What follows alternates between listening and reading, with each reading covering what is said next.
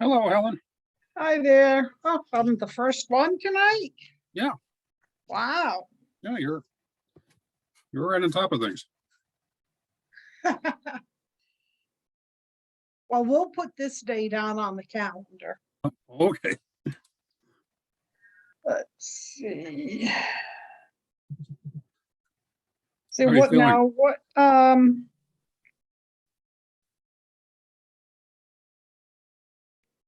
What lesson are we, lecture number are we on tonight? Okay, we missed one last week because I was off. So we're on, in fact,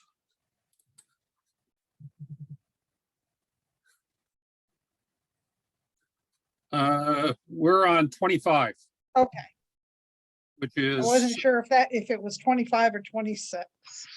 25. And yeah, we'll talk about the schedule tonight Okay, because I I guess I want some sense of the group, and we don't have to decide tonight, but I want them to think about how we want to proceed as far as the summer and if we want to take a break. yeah.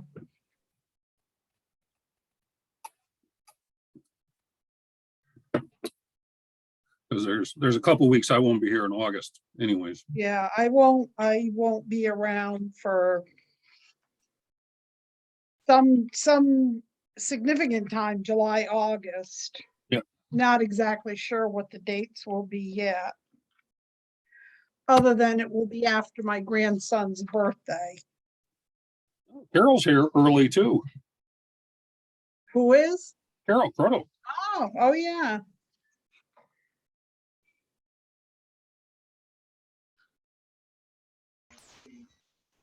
Hey, Carol. Okay, let's see.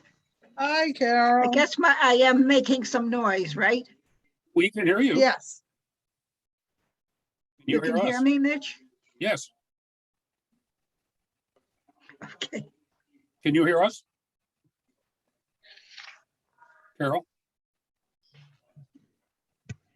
No, that can't be right.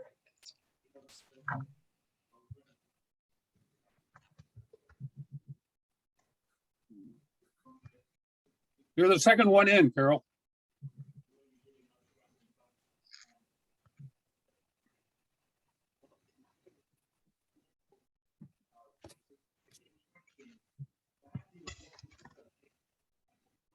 How's Rudy?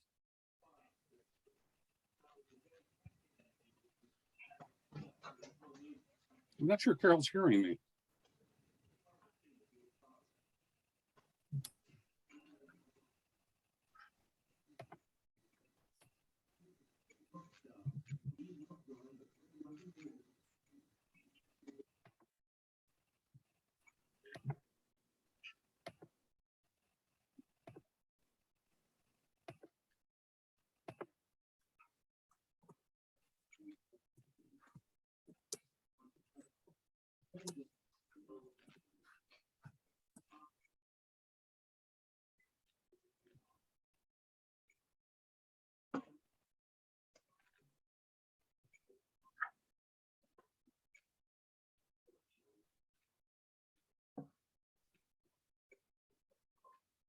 Can you hear me, Carol?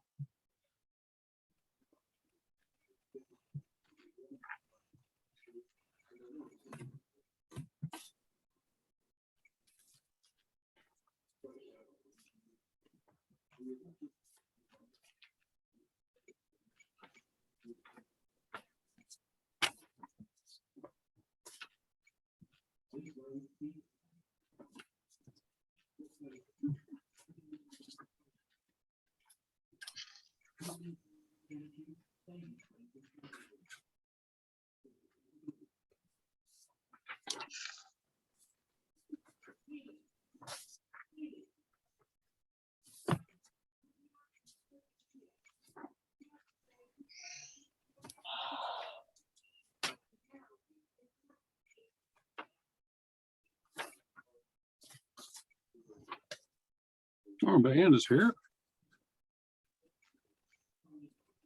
And Anita.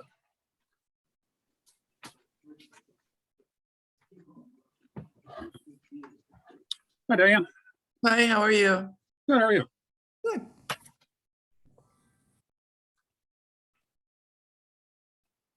Hi, Danita. Hi.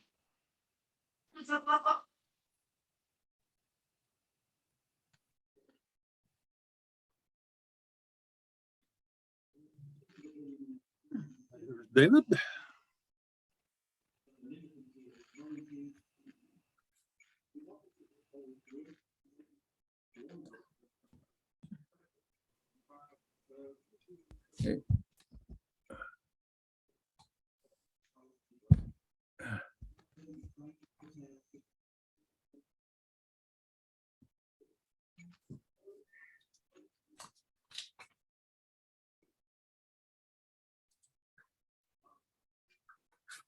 And the Hellers. Hey, hi Mitch. Hi, David. How are you? Good. How are you doing? Good. How are things in Rochester? Good. Warm, 51 degrees. Oh, No snow. The snow's all gone again. oh. Yeah. Be time for the Lilac Festival soon. Yeah. That should be coming up. That's big here. Thanks for the emails. Yeah. Heads up, I hope everything's okay. Oh, fine. Okay. What? We had a- Oh, we had okay. an emergent opportunity to have dinner with our granddaughter who was home from college. Oh, that's important. I'm glad you did Move to the side. Or we, that. That's very important. yeah. Was she the one that's in college up here? She's Yeah. at Albright in Reading, Pennsylvania. Oh, okay. Yeah, in fact, she graduates in May, and the one who's at Rochester right now probably will graduate next year because she just wants to spend another year. You just wants to spend another year at school? Yeah, Masters or? no, I just because she actually is finished what she needs, but U of R actually offers, this might be for engineers, but U of R offers a deal where you can do a 5th year at no additional charge for tuition. Oh, And you could take all the courses you wanted to take when you were an engineer, but you couldn't because you had to take all the engineering courses. oh, yeah. I know what you mean. Like, yeah, like you're taking 3 math courses and a science, yeah. So she's gonna, and her boyfriend actually has a grant for his this project he's got. So anyways, I think she wants to stay in Rochester, which is fine. Okay. My mother used to say, you got the rest of your life to work. Yeah. Well, did I tell you I went back to work in January? Before. Well, they were sending me some emails in the fall, but where I was before, when I tried last June. Oh. They sent me a few emails and they said, oh, what do you think about that? I don't know. And they called me at over Christmas You hear me? and we talked about it. And they you finally hear sent me an me? agreement and I went back for 2 weeks and then I quit. Yeah, excuse me. We can hear you, Carol. Can you I hear can't us? hear anybody else. You can't? Is your speaker turned down? Do you have your signs, Dave? Yeah, I know, yeah. Well, she's not muted. Yeah, remember her speaker was turned down before? Well, it was her microphone that was turned down because she was muted that way or something. Maybe her volume is down on her speaker, yeah. Let's see. Okay, let's all do this. Yeah, I'll do this. Check.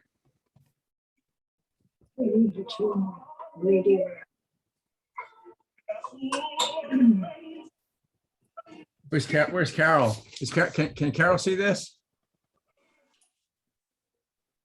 Carol.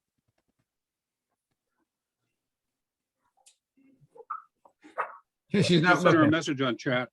Oh, yeah, you could. Trying.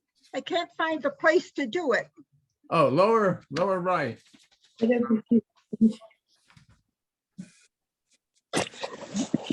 Should be in the lower right corner, maybe, depending on what she's using. Ah. Okay. Can I hear you now? Can you hear I us don't- now? Okay, got it. Hey, Okay. guys, Hi, Carol. Brian. All right. We're gonna get you really technologically proficient here, Carol. Yeah. I got it. I can do it one day and not the next. Okay. Now I got an email from Janet and she has got a new commitment that's on Mondays, so she won't be able to join us. live, but she does have the recordings accessible to her. So right now, I think so I sent out a notional schedule. As I mentioned, we had last week, my wife, I took last week off because we saw our granddaughter. And so we bumped everything back a week. And so I'm going to share the screen. I sent out a notional schedule, but this is not carved in stone by any means. And I guess I wanted some thoughts from the group. And I guess what I'd like to do is think about it, and then we'll maybe come to a consensus next week. So I'm going to share the screen. So what you see here, can everybody see it? Yep. Yes. Yep, yep. Oh, Dale. So proud of her. Wait for Dale to join us. So this is the schedule, just bumping everything back a week.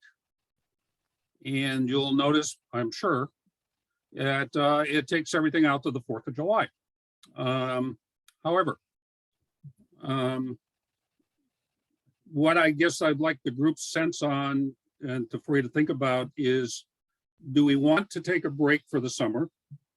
I know I'll be away for a couple of weeks, and other people probably will be too.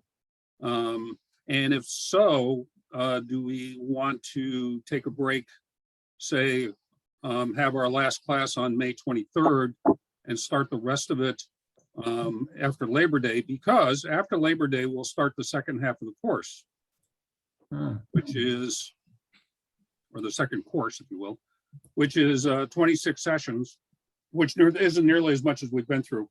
But this is basically looking at the Hebrew Bible and taking what we've learned and seeing how it relates to Christianity. As a cartoon I'll share with you, Christians and Jews read the same Bible, but they highlight different parts, is probably the best way to describe it. So that part will start, so we can pick up the last, which would be the last 6 sessions of this class course, and then start the new one in September. Or your option could be, we could go on to the 4th of July and then just continue on, or we could stop on the 4th of July and then pick up in September. So those are kind of the options that I see. And this is the schedule I shared with you the other day, so you should all have this. So is there any questions? No, The 23rd is Job, and that's probably a good place to take a break, because that will finish our suffering lectures, and then we get into some of the apocalypse stories and stuff like that. So the 23rd, which is I think the Monday before Memorial Day weekend, would be a good place to take a break then. yeah, that looks like a good place to me too. So, and then this, if you can see our subjects for the next course, basically looking at different rituals, different passages of the Bible, and how Jews and Christians interpret them. You can see, and some of them are things like the baptism, food laws, relationship between the Sabbath and Shabbat and our Sabbath, Passover and Easter, which is really quite interesting. And the notion of the Messiah is shared by the two groups. So that's what we have to look forward to. And I think with your background, I think it'll be a pretty interesting for you. Obviously, there'll be some repeat stuff, but that always never hurts to do that. So, okay. So tonight, we're going to hear Professor Cohen, and he's going to be talking about Saul and David and Solomon and those guys. We're going to get into the notion of what's a prophet, and the character, and there's different kinds of prophets in Scripture, and different characteristics. So the first one we'll meet tonight is going to be Samuel. Samuel is the basic two big categories of prophets are literary and non-literary prophets, and it just simply means that a literary prophet is one who left behind a book. Obvious ones are being Isaiah and Jeremiah, and then you have the shorter ones, Micah and so on.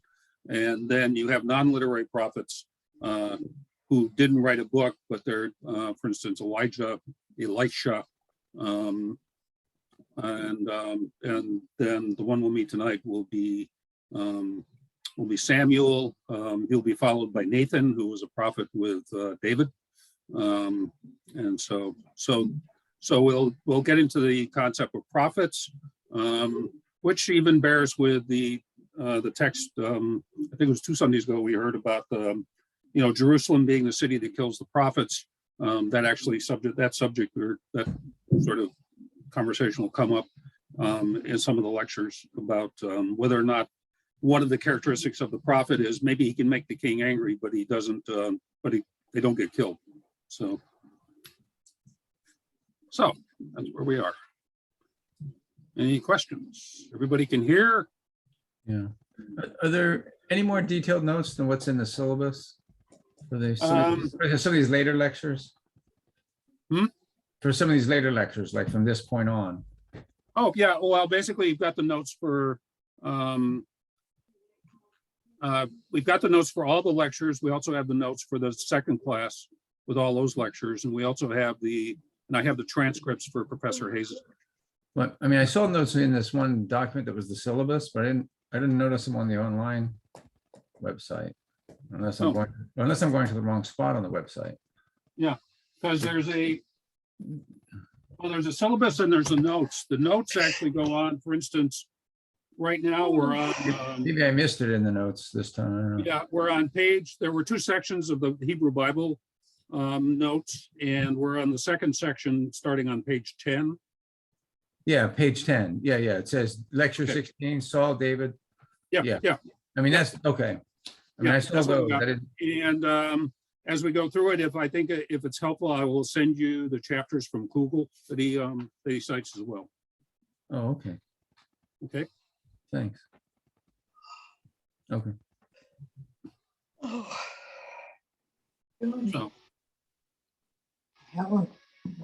So with that, I'm going to mute folks.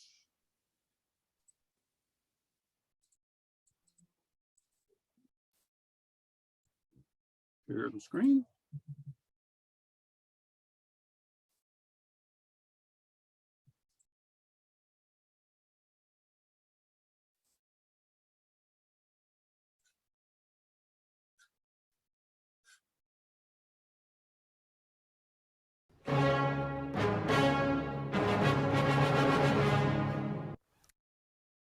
Today we have a lot to cover chronologically, so I want to remind everybody where we are chronologically before we get started.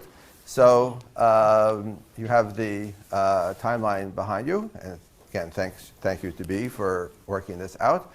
So we have the period of, let's see what it says, right, Judges and United Kingdom, right, is where we are.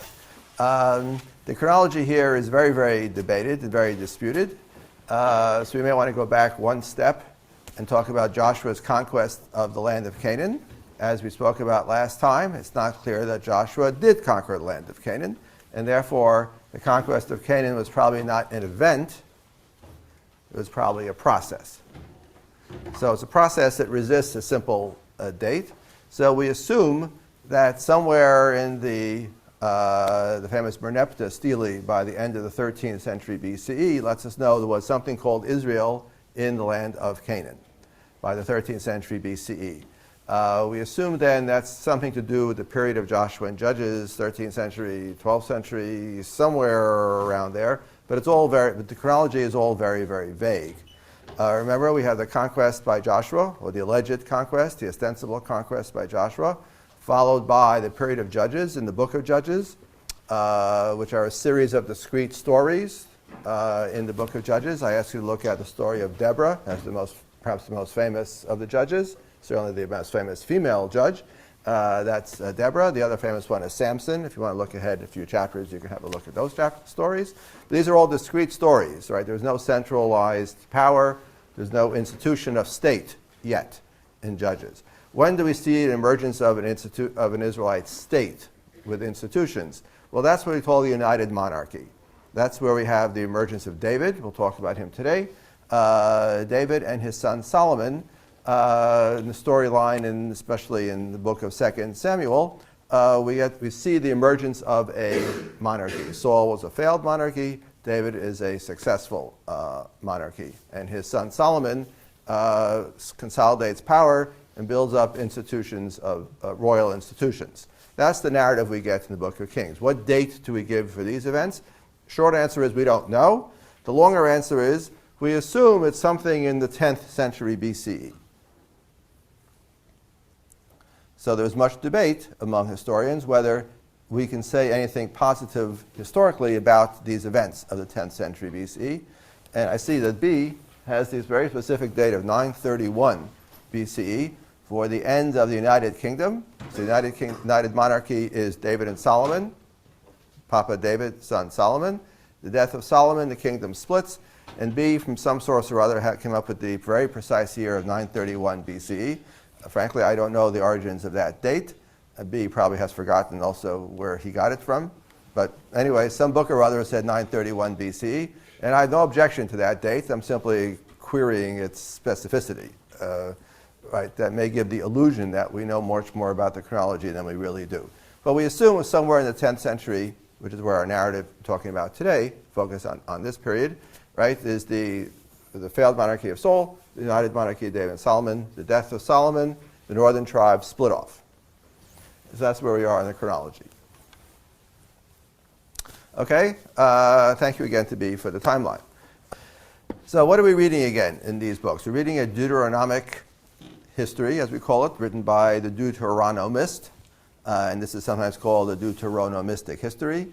So we've covered briefly Joshua and Judges. I freely concede not nearly with the attention that they deserve, but time presses. The end of the term is approaching, so we're moving along at a rapid clip.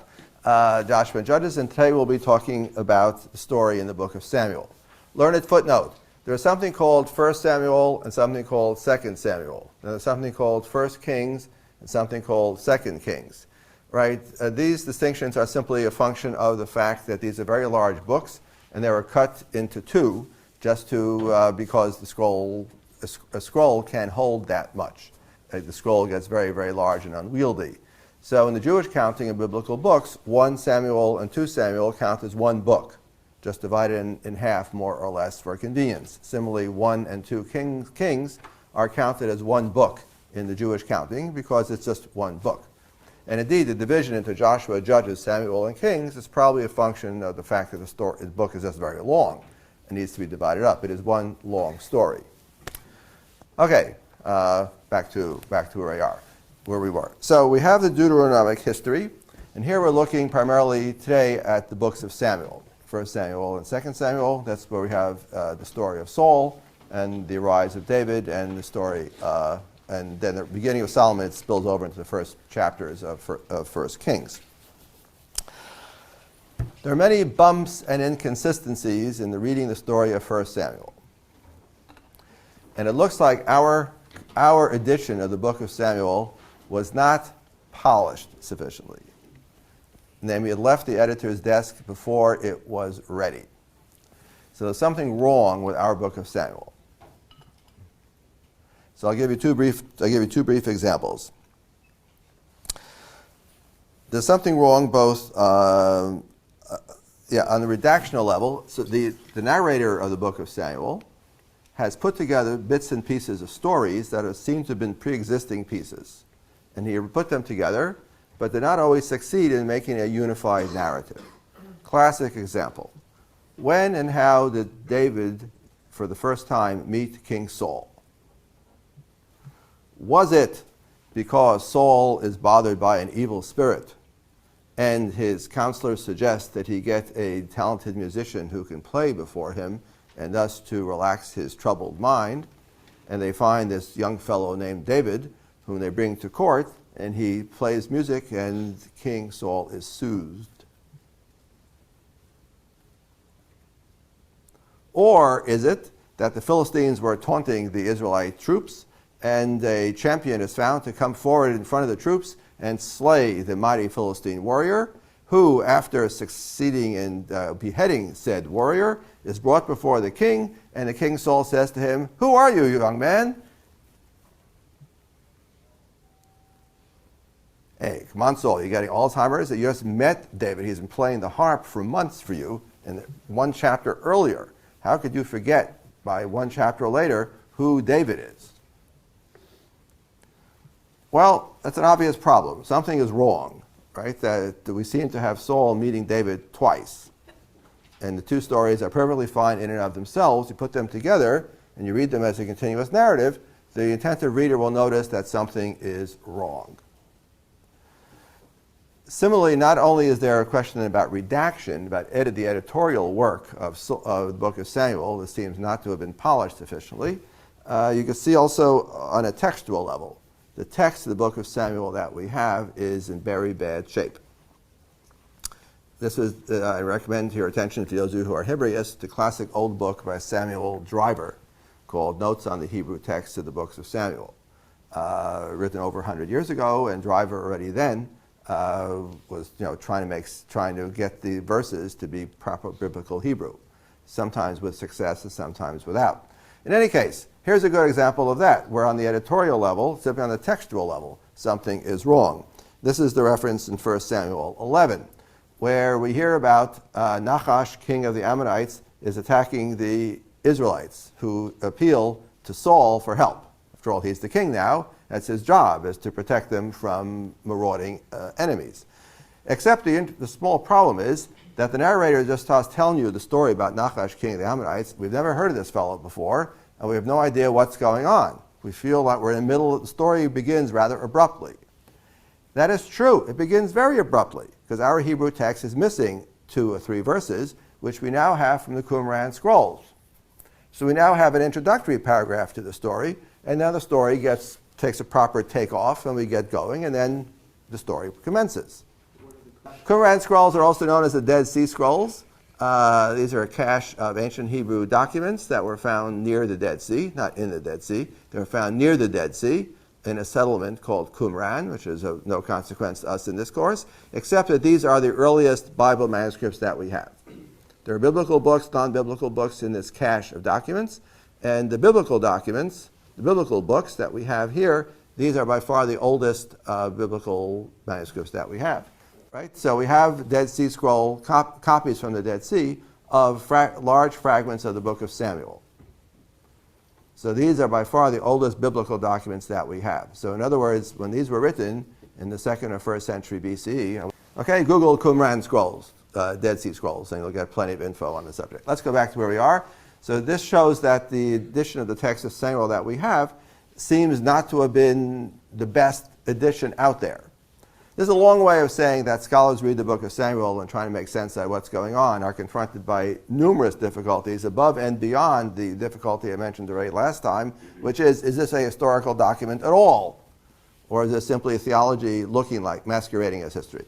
Okay, enough that. You understand the problems and the challenges.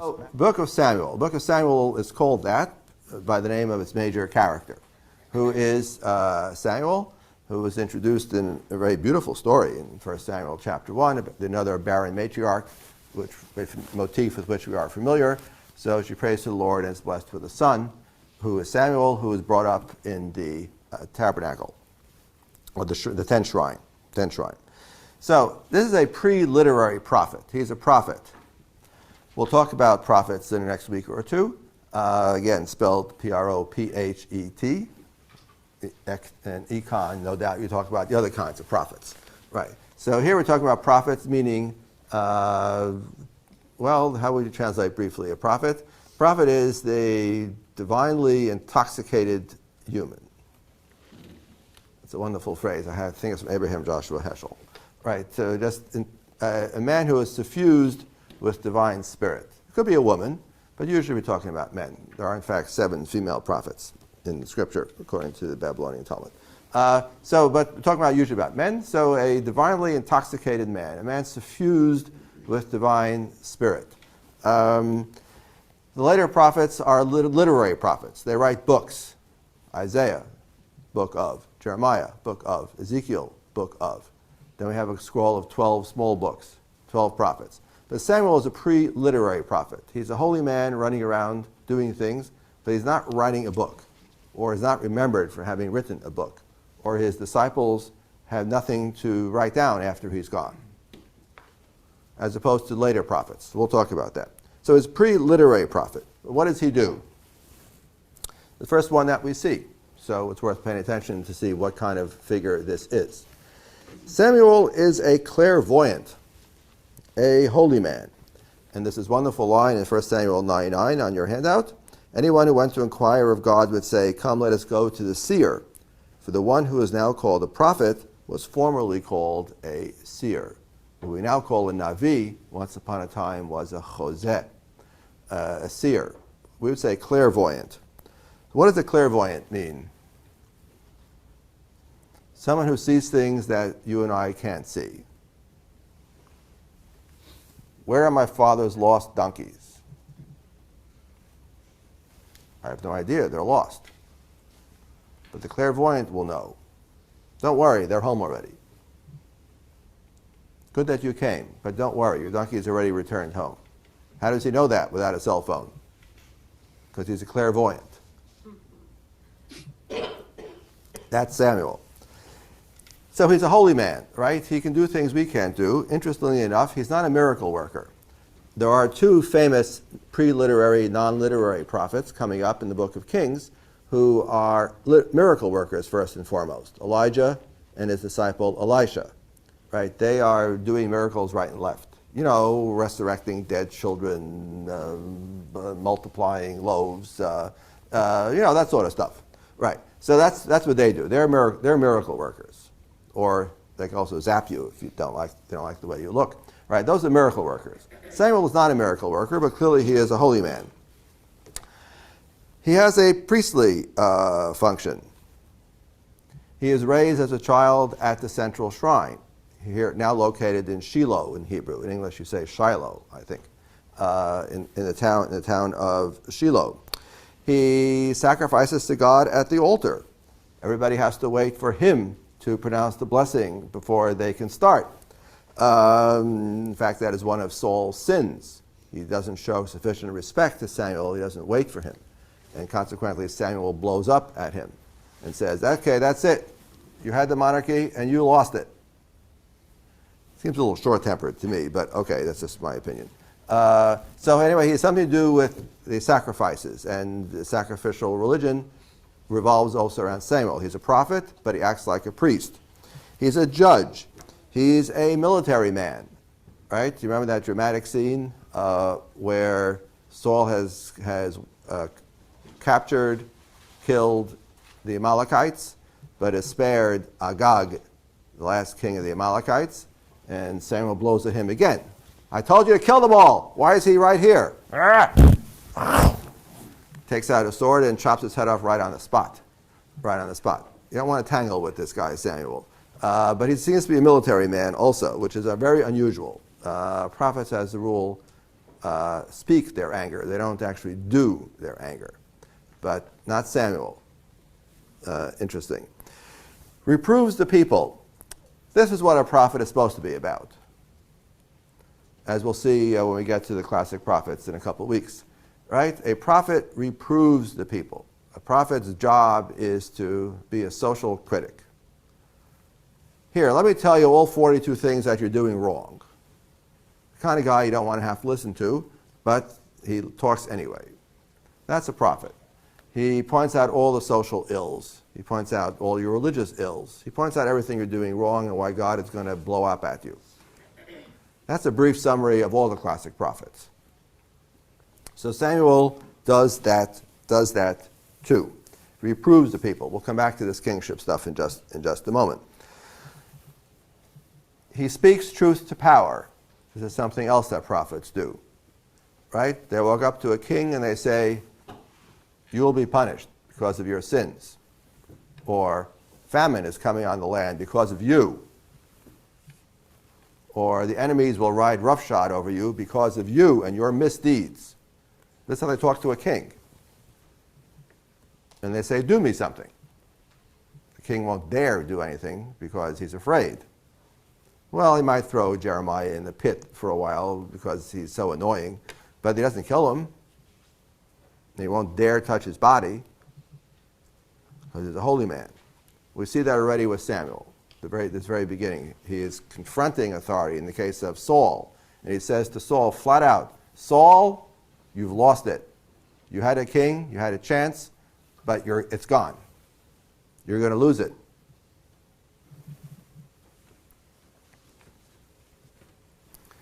Everybody's favorite scene is even when Samuel is dead, he yells at Saul.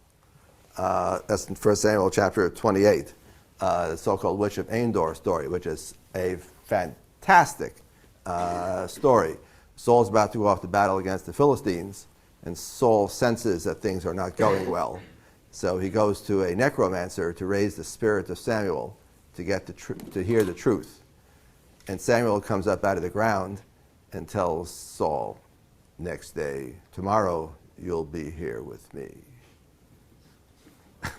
Oh, what a spooky story. It's a terrific story. Anyway, so even when he's dead, he can't help himself. He's yelling at Saul and criticizing him and warning him and so on. This is what the prophet does, speaking truth to power. And Samuel certainly does that.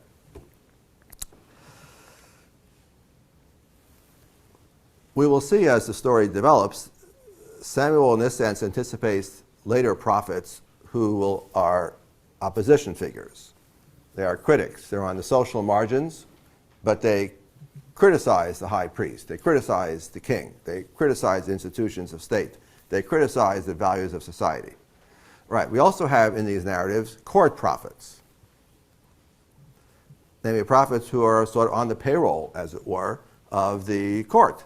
Their job is to hang around the court and be the official prophet. You need to hear the word of God? You got your prophet right there. Right? Then he'll provide you an apposite word. One assumes that court prophets, their salary being provided by the monarch, would have a sort of different relationship with the monarchy than these uninstitutional free radicals who are running around like the proverbial cannon on the decks of a ship, who just go wherever they want and say what they want without untrammeled by social convention.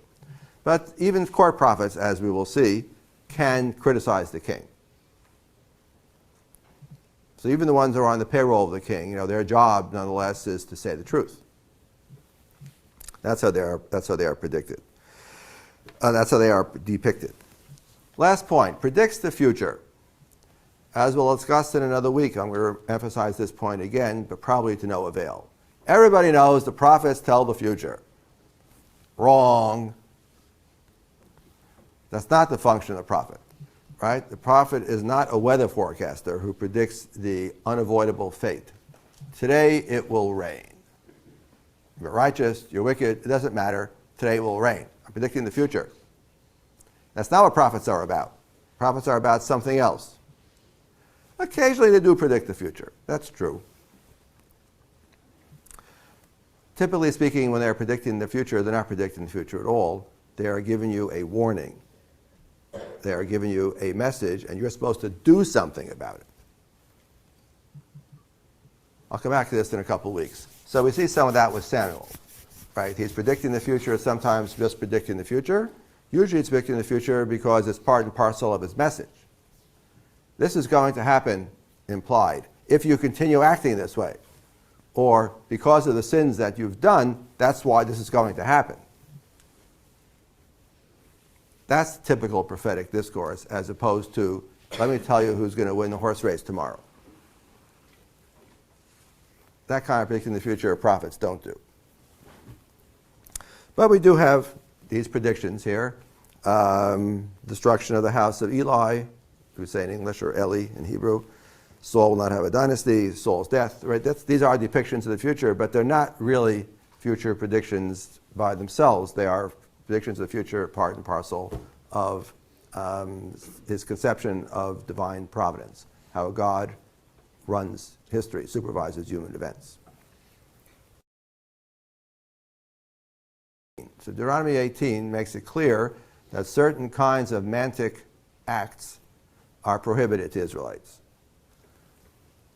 And instead of those prohibited mantic acts, such as necromancy, right, instead God will appoint for you a prophet. And the word there is navi, the word. So you have a prophet, you can't go to a soothsayer, you can't go to a necromancer, you can't do various other, the whole list of technical terms are given there. I'm not sure how to translate them into English.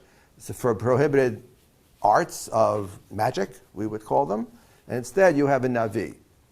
So it's understood that there's a competition between that which is licit and that which is illicit.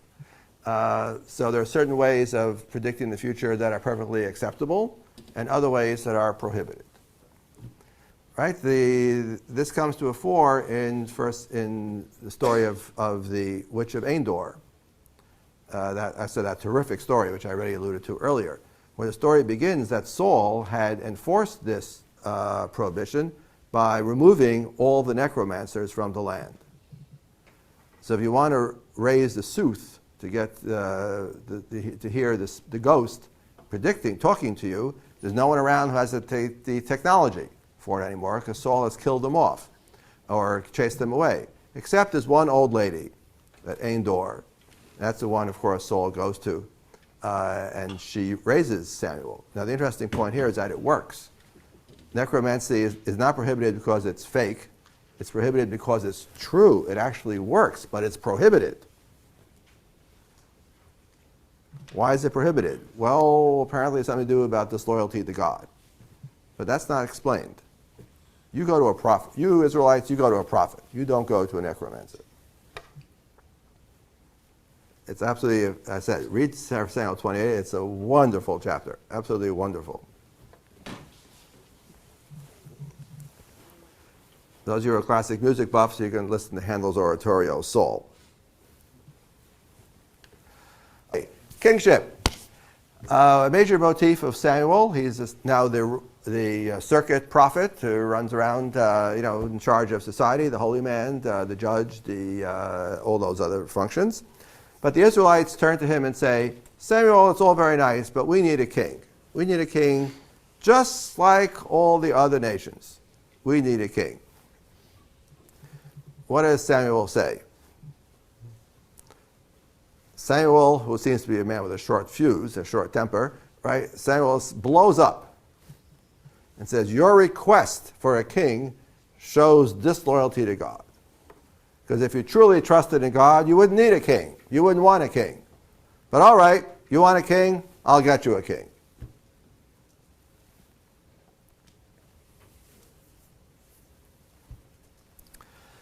So when Saul goes out and sets out to find a king, he has a long speech. First of all, he says, you want a king because you're disappointed in me? He asks plaintively, have I stolen any of your food, any money, any of your crops, any animals? Have I taken bribes? Have I done anything wrong? No, Saul, we love you, but we want a king.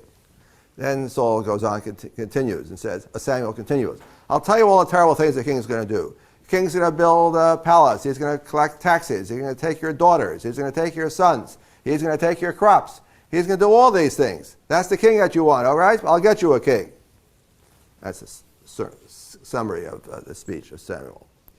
In other words, the message that we're getting very clearly is an anti-monarchic strand in this narrative, right, in which the monarchy is seen both as in principle as somehow lack of trust in God, that you're putting your trust instead on human authority and human institutions, that act itself is seen as ipso facto a rebellion against God. And then on the technical level, what will the king actually do? Well, he's going to do good things like, take out the army and protect you from your enemies. But on the other hand, it comes at a great cost. So this narrative, I would say, there's a strong anti-monarchic streak in this narrative. Somehow the prophet is being pushed aside in favor of the king, and the narrator does not like that, and puts those sentiments in the mouth of Samuel. Now, okay, that's interesting in itself, but what makes it very complicated is the parallel passage in Deuteronomy 17. What does Deuteronomy 17 have? Deuteronomy 17 says, as part of Moses' farewell discourse, if when you come to the land that God has promised to give you, blah, blah, blah, blah, and you say, I want to appoint over myself a king, just like all the nations around me, there's exactly the same phrase as in Samuel, then, Moses continues, appoint for yourself a king. Go ahead, have a king. And here are some rules the king should know. He should not do this, he should not do that, he should write a copy of the law, keep it in his bosom all his days, and that's there you go. You've got a king.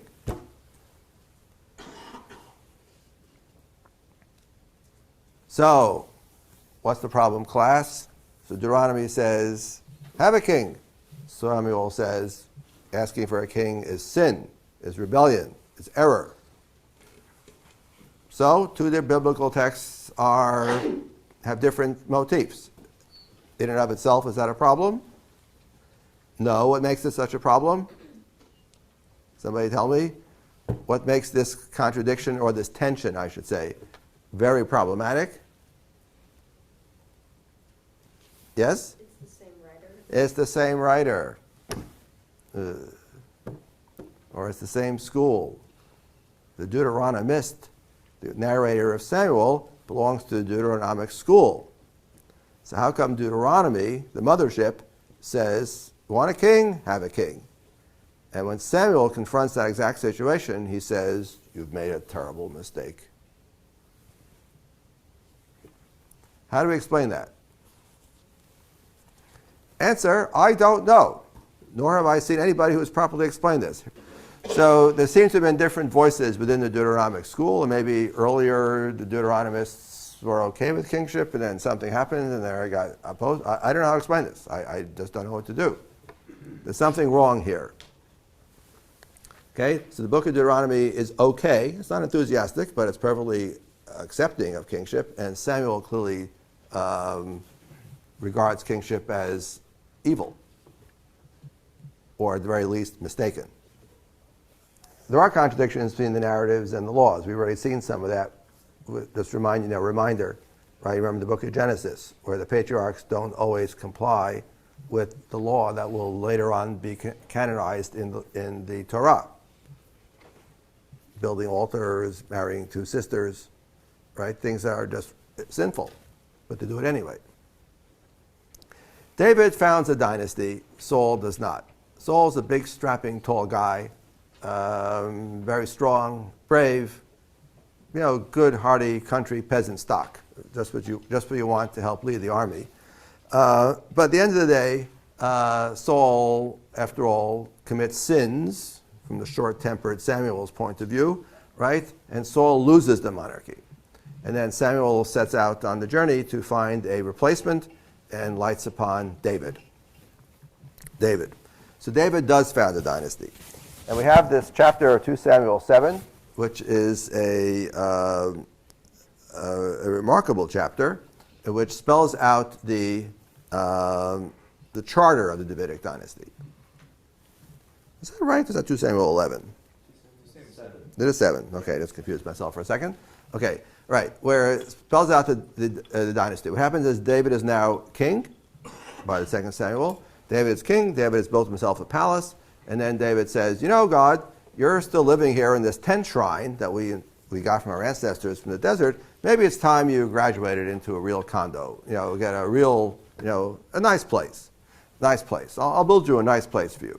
So God appears again via the court prophet, Nathan. And God says to David, thank you very much. Very sweet of you to think of me, that you want to build a house for me. But I'll tell you what, I'll build a house for you. So we play on house, of course, in the sense of dynasty. So David wants to build a divine house. God, in return, says, I'll build you a house. Namely, I will make you a dynasty. Now, there's an interesting and important point, which is this an unconditional, timeless covenant? Is it like the priesthood? The gift of the priesthood to the tribe of Levi and the clan of Aaron is eternal.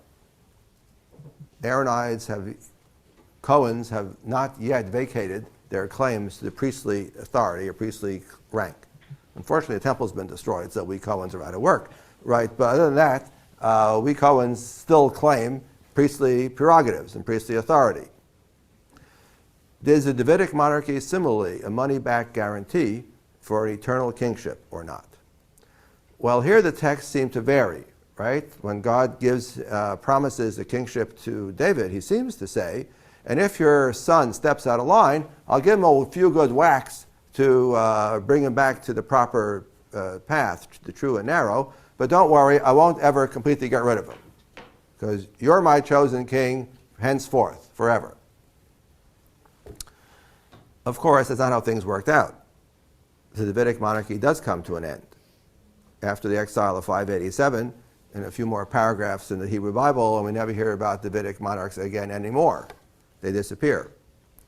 So no doubt the ancient Israelite thinkers went back to work and said, well, gee, I guess it wasn't an unconditional eternal guarantee, was it? I guess it was conditional after all. It was for a time, as long as you're good. As soon as you get wicked, you can lose it. So our biblical texts sometimes present the covenant as eternal, unconditional, and other biblical texts present the covenant with David as a conditional one. You have the kingship as long as you deserve it. As soon as you step out of line, you'll lose it, or God will reject you. And presumably these different conceptions of this covenant have to do with the actual historical facts as they unfolded. But anyway, we have now a king, according to 2 Samuel 7. So God has chosen David to be his king.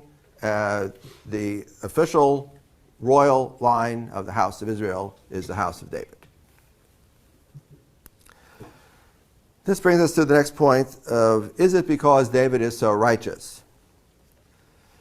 And here it's interesting, the answer is no. David is not depicted as an entirely righteous individual. On the contrary, David seems to have been, in addition to his musical talents, in addition to his bravery, his military prowess, which certainly has, but David also seems to have been something of a, what shall we say, a slime ball, right? The womanizer,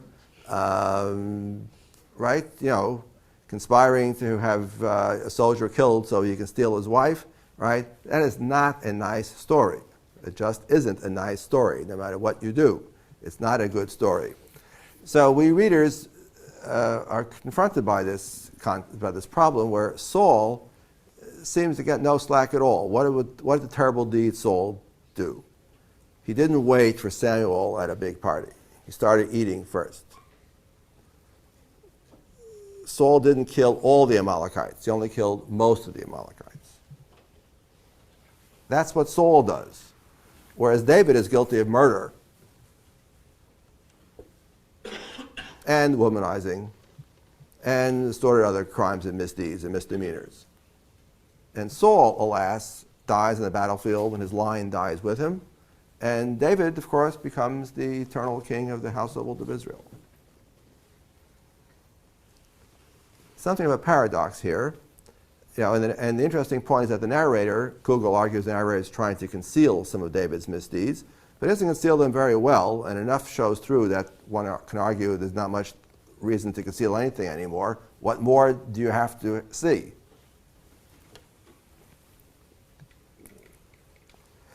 But that's David. David is the narratives about David are chock full of folkloristic elements. That's maybe part of it. Namely, as in folklore very often, the hero is not necessarily the most righteous or the nicest fellow.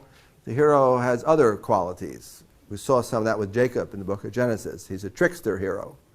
Trickster heroes aren't always admirable, but at the end of the day, we have to admire the fact that they prosper, they succeed, they endure. And David is like that. So we see folklore here at work. Maybe that's part of the explanation, that the story has a folkloristic tinge to it. Well, it's very clear in his origins. There are 7 brothers. He's the youngest. He's a shepherd. This is the David versus Goliath. Everybody loves the David versus Goliath story. Who won't like the David versus Goliath story? So these literary qualities push David through, as it were. But why the narrator doesn't clean up his act more, I frankly don't really know. I guess if you've got a money-back, eternal, unconditional guarantee, it lets you maneuver, a little bit, have a little fun, right? But surely that's wrong, what I just said, but I don't know. Let's talk about David and Goliath for 1 second.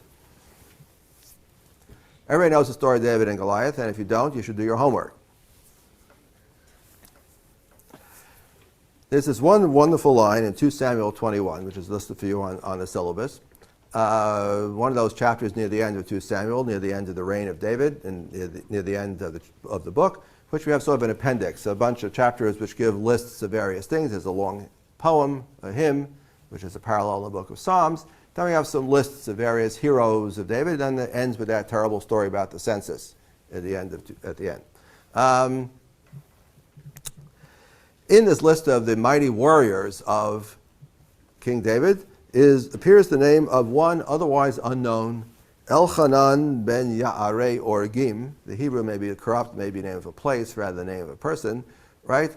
Who we are told killed Goliath of Gath in battle. And that's it. He gets 1 sentence to himself, and that's it. We read that, and we are immediately caught up short because we thought we knew who killed Goliath of Gath. We thought that was the young David, right, by a shot from his slingshot. And it brings down the mighty Goliath. We all know that story. And here we discover, apparently, the same act is credited to Elchanan ben Ya'areh Orgim. And the temptation is overwhelming to say the original story is that Elchanan ben Ya'areh Orgim killed Goliath of Gath.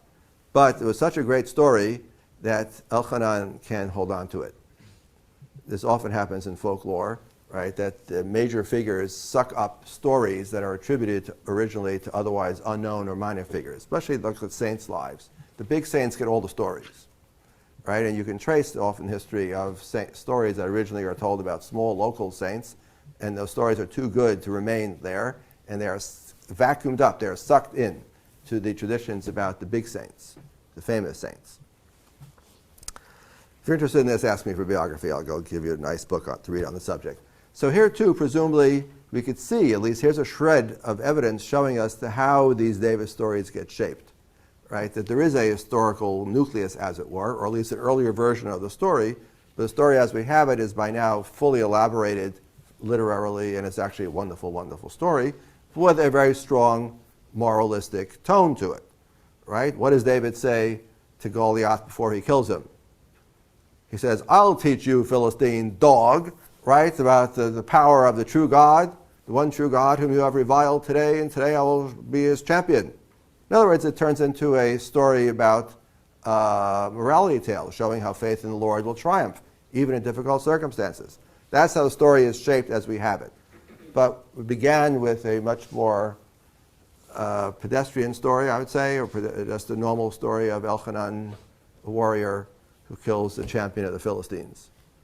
But alas, poor Elchanan, he loses the story, although he does have immortality. He is found in the book of Samuel. Like Achilles and Homer, we can talk about that. Anyway, at least he's immortal.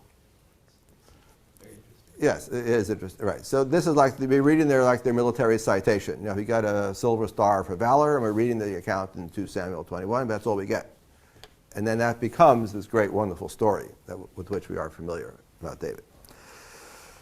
Okay, so David becomes king after many adventures, taking various women and various wives, running to Philistines for cover. An interesting guy. This David.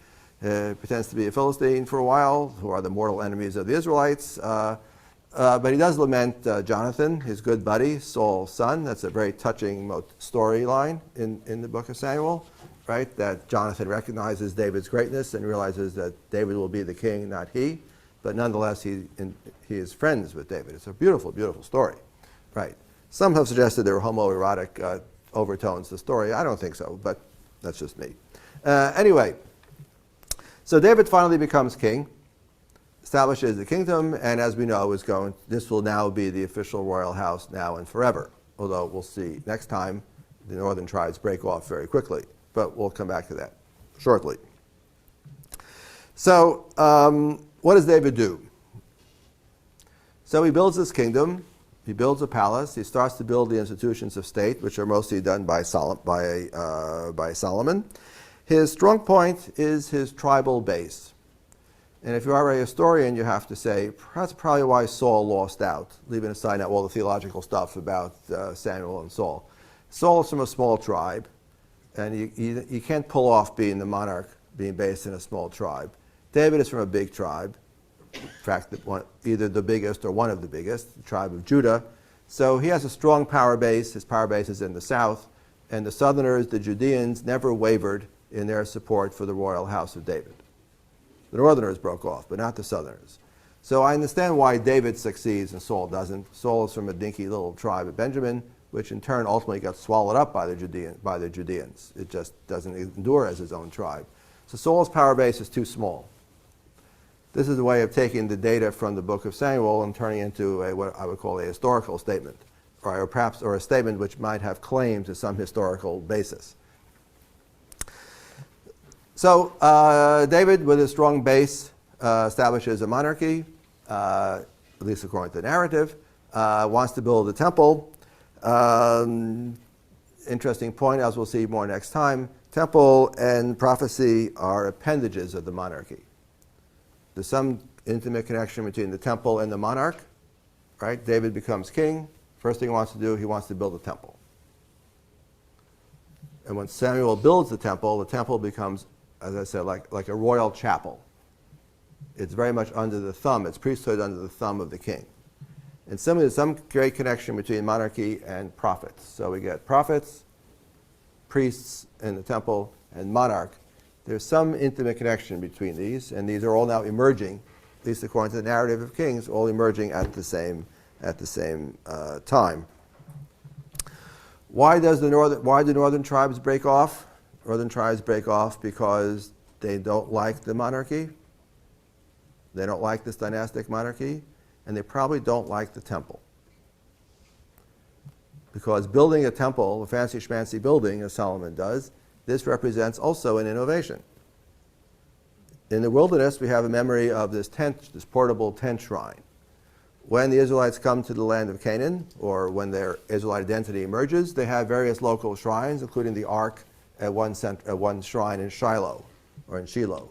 But it doesn't occur to anybody to build a fancy building. The king, however, becomes king and then immediately wants to build the building.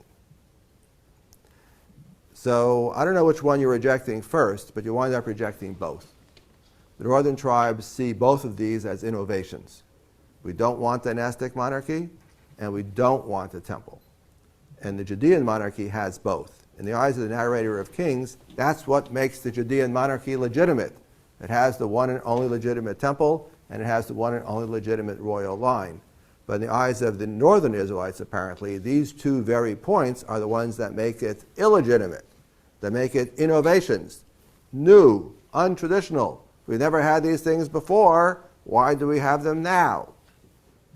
And the northern tribes break off.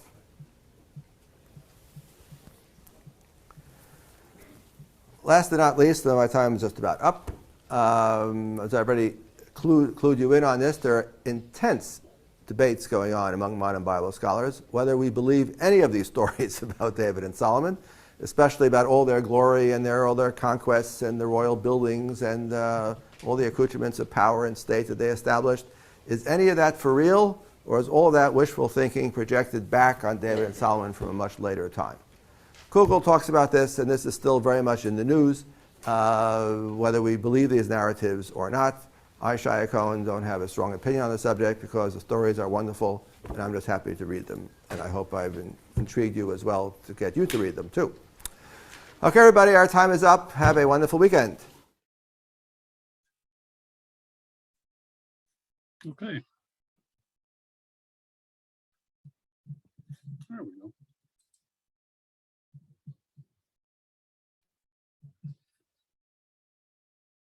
So.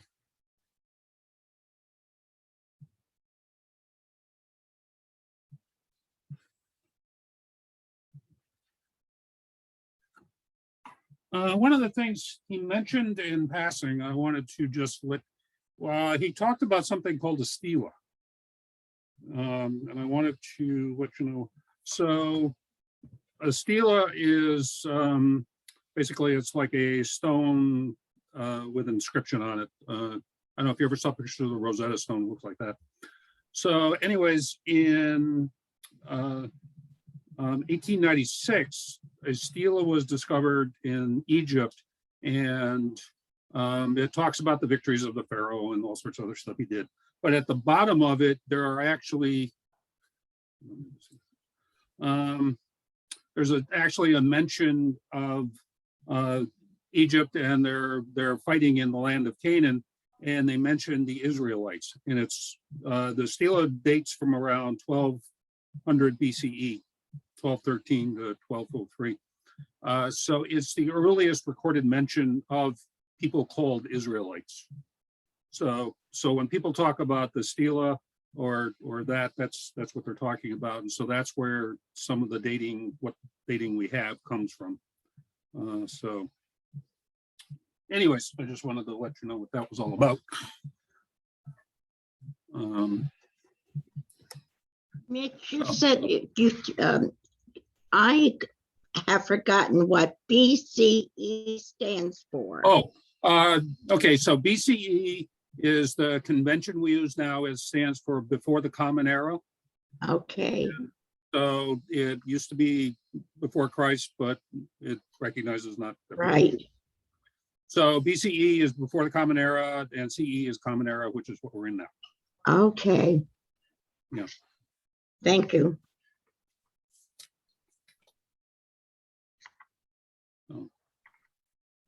Yeah, because AD is ante domine or dominum, which means after Christ. Yeah, actually it's Latin, and it means year of our Lord. Say again. Anno Domini is Latin, AD, Right. and it means the year of our Lord. Year of the Lord, right? Okay. Yeah. It's a fancy way of saying after, Right. So, I guess one of his final comment was, and there's a lot of reading you can do about this, is about the historicity again of David and Solomon. Maybe they existed, maybe it wasn't quite as grand as the Bible describes it, as the text describes it. Does that change our view of Scripture at all? It's causing me to doubt a lot of stuff that is in there. I'll be very honest. These lectures are just blowing my mind away of things that I believed were, the word was, the truth was in it. Now we're learning that they're stories and they may not be at all. It didn't happen. They're not real.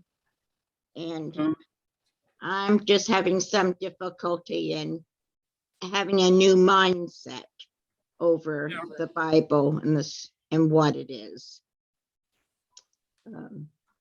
Surely that does make me question things. Yeah. But does the fact that it may not have happened the way it's described in the Bible, does that deprive it of some truth? I don't know at this point. I don't know. That's a doggone good question. Yeah. I just have doubts that I never had before because I was ignorant of the truth and what the Bible really is all about. Well, and I'm a little ticked off. Well, I didn't mean to do that to you. I mean, of having a belief or being told something and learning, 60 years later, not necessarily true here. Well, Well, I think one of the points is that the Bible is not a history book, Mm. and it shouldn't be treated as one. Well, you see, that's what I was told it was, a history book. And I do know of teachers using the Bible as just that, a history book. Well, So Yeah. it's a rude awakening. well, I think it's more, like Cohen says, I think it tells a story, but it's theology. It's talking about our relationship with God. Yeah, Um, yeah. Now, the truth, I guess my favorite example is the Good Samaritan story. I mean, Jesus asked the question, who is my neighbor? And he tells that story about the Good Samaritan. Now, there's never any pretense that the story really happened. Yeah. But at the end of it, when Jesus said, so who was the man's neighbor? And the answer was the man who showed him mercy. Because the fact it didn't make it, it didn't happen, does that mean the answer? But to me, that answer still is true. Yeah. Yeah. well, obviously, Jesus knew the Bible better than we do, because he knew how to tell the story or stories. Yeah. Yeah. I believe sometimes too, you have to look at the time that it took place. They didn't have, so much to keep track of it. They didn't have tape recorders. They didn't have cameras. They didn't have those things. So they relied on person to person and how things happened. And I think too, that a lot of that has been lost in transcription of the Bible and how it is written, there's a lot of things in the Bible that weren't able to be transcribed because of the language barriers. So, and I think interpretation has a lot to do with it as well. Yeah.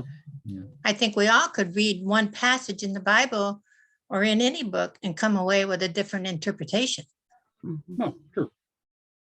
So I think that sometimes we've learned the Bible in the way that we were taught from years ago, as stories are passed on, just like in our families. If you go back to 100 years ago in your family, I'm sure you heard stories that aren't written down anywhere, and they were related from one person to the other. And some of it got lost in transcribing it. Mhm. Yeah, they were pretty good with oral histories, though, as far as repeating something and keeping it this relatively the same compared to our modern day telephone game that we play. Yes, which of is, course. Which is fortunate. You could have 10 people in the room and tell them a story, and they go out and tell somebody else, and everybody's going to come away with a different way of saying. Yeah. I think like what you're saying. That's a pretty known fact in psychology. So Yeah, I think what you're saying, Mitch, too, about this is really about theology, and it's not history. It's about the Israel's nation's relationship with God and what happened when they listened to him and when they didn't listen to him. And some of these figures were key figures along the way. We get these sort of data points that they didn't have kings. They wanted kings. They had, here's who some of the kings were. All the details about the kings may not be exactly right, but David maybe was credited with joining the tribes together. And then of course he did a lot of nefarious things also. So they were human. And it's interesting that they provide the human side of the people, because then they don't become these unbelievable characters like some of your Greek mythology characters. Yeah. Actually, that's actually an interesting point. And it even goes back to the Exodus where, we even now, I mean, we tend to put some of our, like, say, Abraham Lincoln or George Washington, we tend to put our past, the founders, say, on pedestals. And we have these very high regard for them. But it's interesting that they record these stories about these, their founders. And even going back to, the people traipsing across the desert, they spend all their time complaining. I mean, it's not a pretty picture about these people. Yeah. And David and Saul and the rest. And so it's kind of interesting that they record these stories about these supposed heroes, but they have all of it, and Jacob is a good example too. They have all these flaws. Yeah. Yeah. And it's interesting, this story about, what the difference with David and Goliath is that, well, yeah, maybe they did abscond this story and attribute to David, and because he was the leader at the time. I mean, we get a lot of people who do those things today. If something good happens, I did that. It could be at your company, or it could be politics. It doesn't matter. I did that. Or if something went wrong, well, they did that. Yeah. Blame your predecessor. If you're a boss, they tell you, make out, a couple envelopes. If bad things happen, oh, that was my predecessor's problem. It could be like a parable too, because when you go into the New Testament, Christ relates to a lot of the people through parables. Yeah. And those are stories of similarities. And so the story of David and Goliath could be as a parable, that you don't have to be a big person to take down somebody of size. You can be, if you believe in God and his abilities, that you can do it as well. That's Yeah. what I meant that's- when I said that I thought Jesus knew the Bible better than we do, because he knew how to take, I mean, obviously he was well read, I presume, about the Old Testament, and he was able to take the essence of it and turn it into a story. But it's not, as you say, it's not, the Samaritan isn't important. It's the point he's making.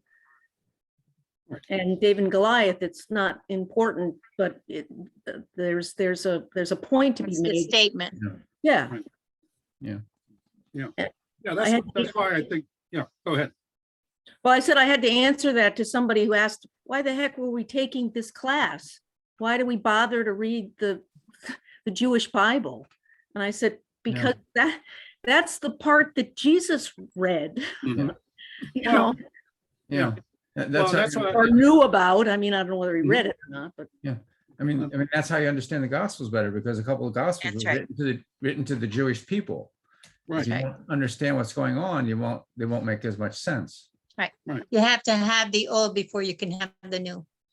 well, yeah. And if you want to know where Jesus was coming from, it'd be really good to know what he was reading and was aware of. Yeah. Right. And Well, what that's the like more. this Sunday, you're going to get the story of the prodigal son. Right, Mayor? So anyways, the point is though, is that if, and by now, I think when you hear that story, you'll think about, if you were a first century Jew and you heard the story started, there was a man with two sons, your context for that story isn't going to be the prodigal son, because you haven't heard the story yet. So your context is going to be Cain and Abel. It's going to be Jacob and Esau. It's going to be David and his brothers. It's going to be the fact that the older brother is always going to get snookered. So I'm the oldest, so that's why. So anyways, so that is the context that they're going to hear that story in. And that's just that's my favorite example. That's just an example of where, when Jesus told those parables, they were listening to them from a context of that they understood them in the script, had heard these stories in the scriptures, and had learned certain things.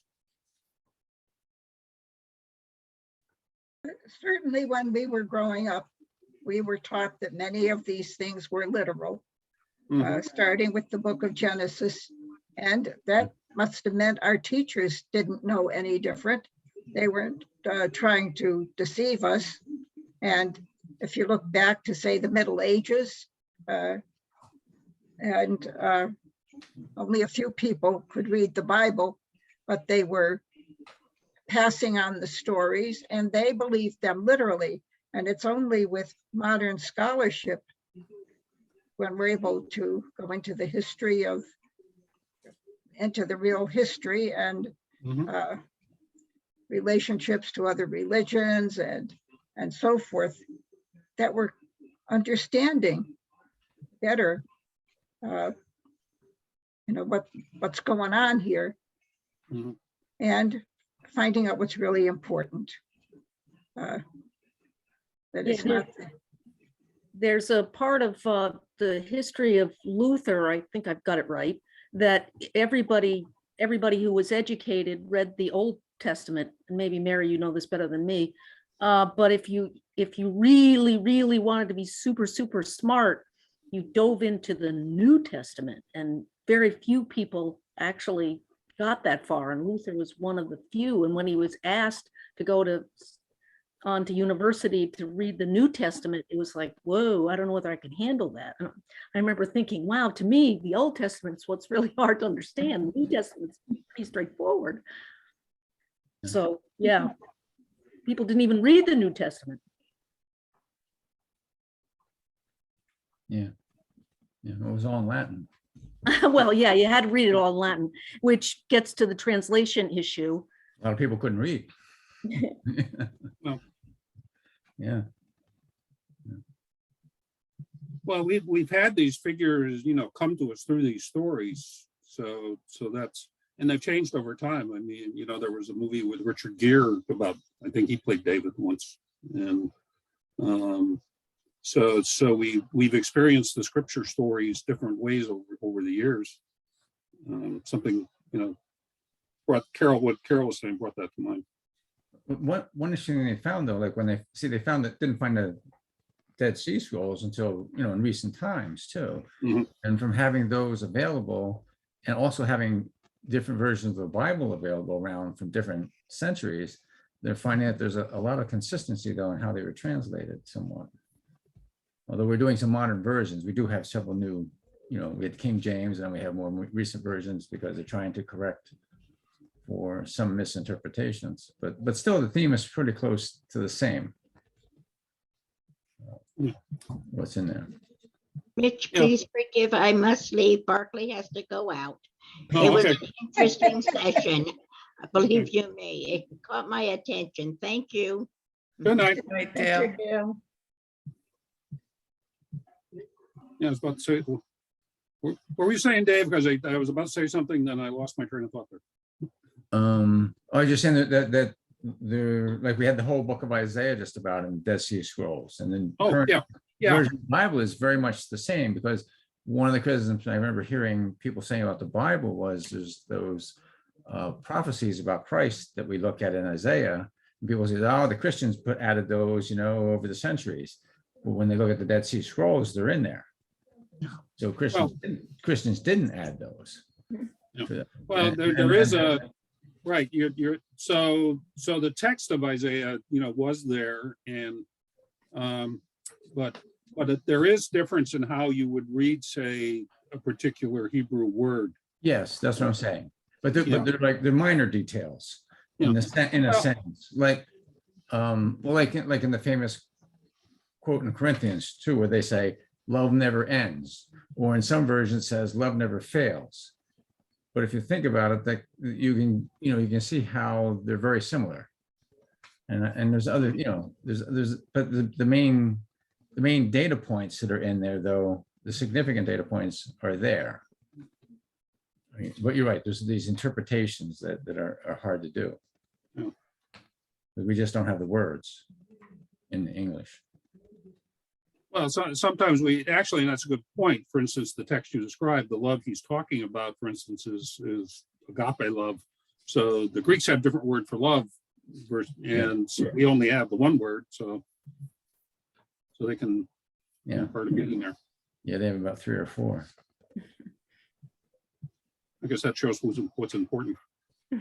Like when I heard that the Eskimos have like 18 words for snow.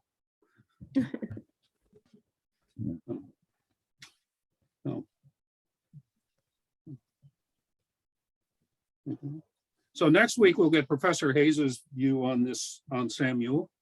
I'll send some material from Google during the week, and maybe that will also raise some thoughts. So next week we'll talk about the schedule and see what you want to do.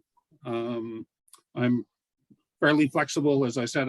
We'll be out of town in August. But I'm reasonably flexible to accommodate what your desires and needs are. So, okay. One thing I was saying before, Max, on a lighter side, like I was asking before about, sometimes we have a detailed script of what's being said, With Cohen has this lighter side, the way he does things. And like, you know, when he was talking about Saul, when he didn't wait for Samuel to come in, he says, this Samuel, he's short tempered. Then he goes, well, and he just these little underbreaths. He goes, well, that's my opinion. And there's just stuff like that. Just makes it a little lighter to read. And sometimes you read that in the scripts, it's just kind of, it's just, I don't know, it's just, and there's other details he puts in there sometimes that are interesting. Yeah. I just, He has, some of those things have a lighter touch, so he's. I love it when he does those things because that's my opinion. It's this. I don't know. It's like someplace somebody would call him a heretic, I think sometimes. Well, he is- Calling he is David a a li- he- pinball. Yeah. so- Yeah. Okay, all Anyway, right, so, next week. good night, everybody. Good night. Mitch. Thank you. Good night, everybody. Take And care. everybody.